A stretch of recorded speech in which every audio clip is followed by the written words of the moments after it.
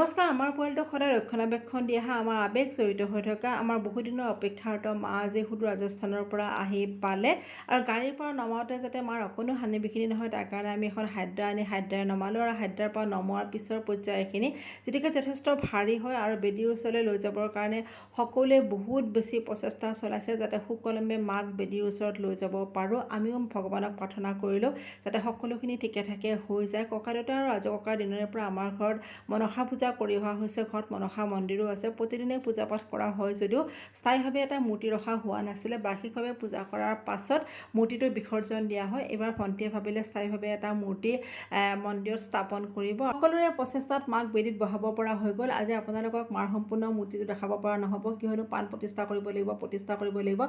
পূজাৰ সকলো ভিডিঅ' নিশ্চয় মই আপোনালোকৰ ওচৰত আপলোড কৰিম। এয়া মা বেদীত বহিলে আৰু এয়া হৈছে গণেশ। প্ৰতিদিনে আমাৰ মনসা মন্দিৰত ধূপ চাকি জ্বলাই পূজা ভাগ কৰে। আজিলৈ হ'ব, বাই বাই।